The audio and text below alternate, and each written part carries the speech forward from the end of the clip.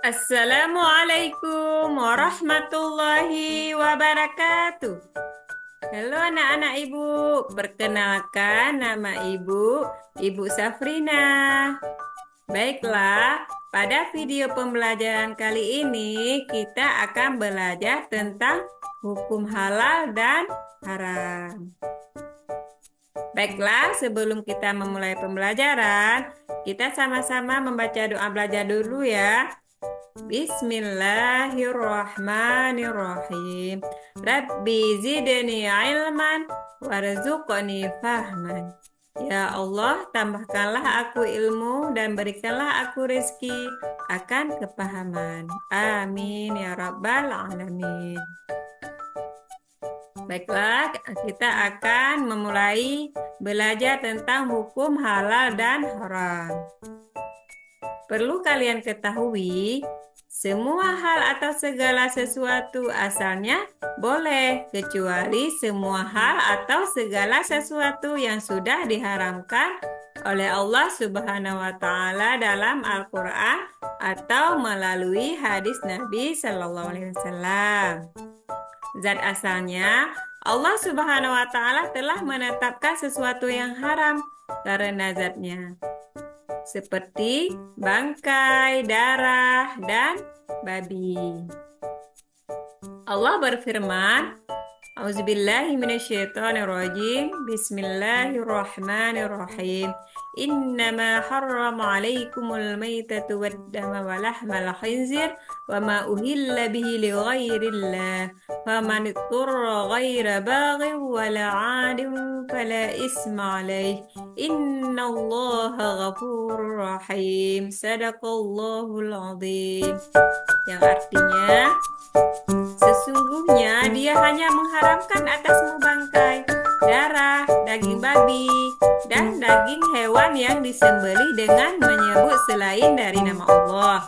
Tetapi barang siapa terpaksa memakannya bukan karena menginginkan dan tidak pula melampaui batas, maka tidak ada dosa baginya.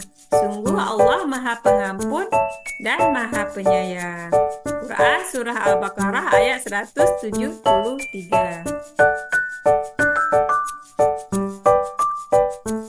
Mengapa babi, darah, dan bangkai Allah haramkan? Tentu Allah Subhanahu wa Ta'ala yang Maha mengetahui dengan ciptaannya mana yang baik dan buruk untuk manusia. Allah melarang tentu karena Dia sayang kepada kita. Apabila setetes benda haram bercampur dengan benda yang halal, maka semuanya akan menjadi haram. Sifat asalnya, perbuatan dan sikap yang sifatnya buruk, jahat, main judi ataupun syirik, maka diharamkan oleh Allah. Semua yang dilakukan bersifat buruk, jahat, main judi atau syirik, walaupun dengan niat, cara dan hasil sebagus apapun, tetap hukumnya haram. Allah berfirman, mereka menanyakan kepada Muhammad tentang khamar dan judi. Katakanlah, pada keduanya terdapat dosa yang besar dan beberapa manfaat bagi manusia. Tetapi dosa keduanya lebih besar dari manfaatnya. Dan mereka bertanya kepadamu tentang apa yang harus mereka nafkahkan. Katakanlah, kelebihan atau dari apa yang diperlukan. Demikianlah Allah menerangkan ayat-ayatnya kepadamu supaya kamu memikirkan. Ini merupakan Al-Quran Surah Al-Baqarah ayat 219. Prosesnya, halal ataupun haram, sesuatu bisa disebabkan oleh prosesnya. Proses pembuatannya, pengerjaannya, atau cara mendapatkannya akan menentukan hasilnya, halal ataupun haram. Contoh pertama, yaitu sesuatu yang asal zat dan sifatnya haram tidak bisa berubah menjadi halal walaupun prosesnya bagus dan benar. Misalnya, semua hal atau barang yang berasal atau mengandung unsur babi walaupun dibuat, diolah, dikemas, dan dikerjakan dengan sebaik apapun tetap hukumnya haram.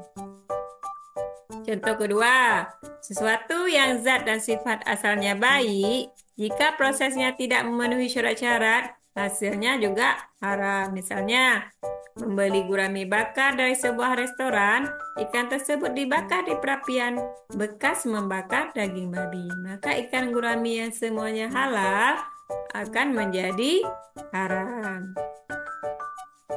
Contoh ketiga, sesuatu yang zatnya halal jika diperoleh atau didapatkan dengan cara yang sifatnya buruk ataupun jahat, maka hasilnya menjadi haram. Misalnya, uang yang didapatkan dari menjual daging babi, dari mencuri, korupsi, ataupun main judi, maka uang tersebut menjadi haram. Nah, berikutnya, penerapan hukum halal dan haram. Yang pertama, penerapan dalam sikap. Mulailah dari sikap mengakui dan meyakini bahwa hukum halal dan haram diterapkan oleh Allah Subhanahu wa taala untuk kemaslahatan seluruh makhluk. Misalnya, ketika kalian makan nasi tidak dihabiskan, nasi sisa dibuang ke tempat sampah. Pernahkah kalian berpikir bahwa perbuatan tersebut termasuk haram hukumnya karena memubazirkan makanan? Contoh penerapan dalam perilaku. Semua perbuatan buruk yang dilakukan hukumnya adalah haram. Misalnya, membuang sampah sembarangan termasuk perbuatan buruk, zalim kepada lingkungan, dan bisa merugikan orang lain. Karena berawal dari perbuatan inilah terjadinya bencana yang menyengsarakan orang lain. Yang ketiga, penerapan dalam konsumsi. Mengkonsumsi dan menggunakan barang yang halal dan meninggalkan barang yang haram hukumnya adalah wajib. Misalnya, untuk menjamin semua produk benar-benar halal, maka pemerintah mengeluarkan Undang-Undang Nomor 33 Tahun 2014 tentang jaminan produk halal yang diselenggarakan oleh Badan Penyelenggara Jaminan Produk Halal. Rasulullah SAW bersabda, setiap daging yang tumbuh dari sesuatu yang haram, maka neraka tempat terbaiknya. Nah, demikianlah pembelajaran kita hari ini ya. Semoga dengan menerapkan prinsip dalam kehidupan sehari-hari dengan memahami dan mengamalkan hukum halal dan hukum haram dapat diharapkan menjadi pribadi yang bertakwa dan senantiasa mendapat ridha Allah Subhanahu wa taala. Jadi, Ibu ucapkan terima kasih banyak kepada anak-anak Ibu. Semoga pembelajaran hari ini bermanfaat ya. Wassalamualaikum warahmatullahi wabarakatuh.